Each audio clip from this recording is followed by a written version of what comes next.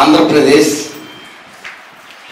Film industry employees federation ఇది గత కొన్ని సంవత్సరాలుగా రిజిస్ట్రేషన్ కాబడి మరి ఆంధ్రప్రదేశ్లో ఉన్న ఆర్టిస్టులందరికీ మంచిది చేయాలనే ఒక సదుద్దేశంతో ఈ యొక్క ఫెడరేషన్ ప్రారంభించడం జరిగింది.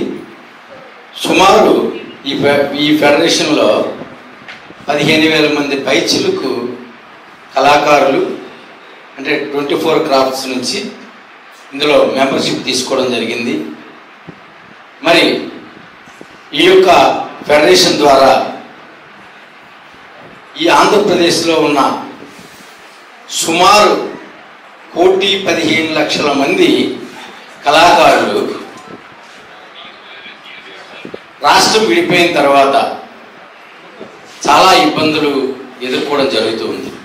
చాలామంది 24 క్రాఫ్ట్స్ అంటారు, కానీ ఒక సినిమా నడవాలి అంటే 64 కళలు ఉండాలండి.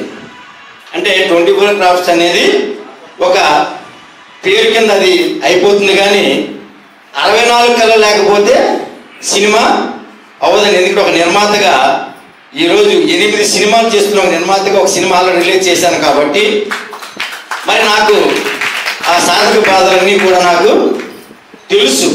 మరి ఆంధ్రప్రదేశ్ ఫిల్మ్ ఫెడరేషన్ అనేది సెపరేట్గా ఉంటే ఆంధ్రప్రదేశ్ గవర్నమెంట్కు ఇక్కడ ఏ షూటింగ్స్ అయినా ఏదైనా ఇన్కమ్ అనేది ఇక్కడ గవర్నమెంట్కి వెళ్తుంది. అప్పుడు గవర్నమెంట్కి మన ఫిల్మ్ ఇండస్ట్రీ ద్వారా ఏదైతే ఇన్కమ్ వెళ్తుందో అప్పుడు గవర్నమెంట్ దగ్గరికి వెళ్ళి మన ఆర్టిస్టులకి ఏం కావాలో మనం ఫైట్ చేయడానికి వీలవుతుంది. అసలు ఈ శ్రమ కార్డ్స్ ఎక్కడ చెల్లుబాటు అవుతాయి? ఈ శ్రమ కార్డు తీసుకున్న ఒక కళాకారుడు తనకి ఏదైనా హెల్త్ ప్రాబ్లం వస్తే ఎక్కడ అతను ట్రీట్మెంట్ చేయించుకోవాలి? మరి అది గవర్నమెంట్ చెప్పలేదండి. కాబట్టి నేనేమంటానంటే ఫస్ట్ నా యొక్క ప్రతిపాదన గవర్నమెంట్కి ఏమి ఇవ్వదలుచుకున్నానంటే అందరితో కలిసికట్టుగా ఈ ఫెడరేషన్ ద్వారా ఫస్ట్ ఇష్యూ ఏంటంటే ఈ శ్రమ కార్డ్స్ ఎక్కడైనా కళాకారుడు ఎక్కడ తన ఈ శ్రమ కార్డుని నమోదు చేసుకుంటే ఆ ఊరిలో ఉన్న హాస్పిటల్లో గవర్నమెంట్ ఏదైతే ఆరోగ్యశ్రీ ఎలాగైతే వర్తింపజేస్తుందో అలాగే ఈ శ్రమ కార్డును కూడా ఎంత డిస్కౌంట్ ఇస్తారో ఎంత దానికి మనం సపోర్ట్ చేస్తారో చెప్పాల్సిన బాధ్యత గవర్నమెంట్ మీద ఉందని సభాముఖంగా నేను తెలియజేస్తూ ఉన్నాను.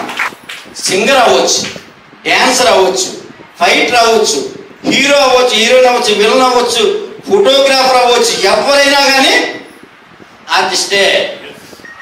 మరి అలాంటి పరిస్థితుల్లో ఇంత పెద్ద ఇండస్ట్రీని మరి గవర్నమెంట్ పట్టించుకోవాలని ఇంకెవరు కూడా వీళ్ళు అడగలేదండి.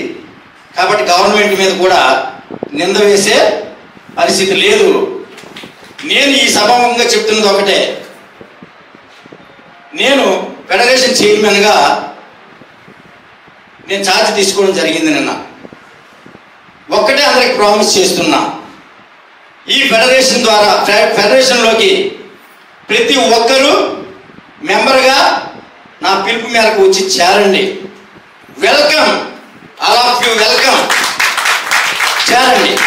చేరిన తర్వాత ఏవైతే ఫెసిలిటీస్ నేను క్రియేట్ చేస్తున్నా 1వ తేదీ కల్లా మొత్తం టోటల్గా నేను సిస్టమ్ అంతా రెడీ చేయాలని ప్లాన్ చేసుకున్నాను. 1వ తేదీ సిస్టమ్ అంతా రెడీ చేస్తాను.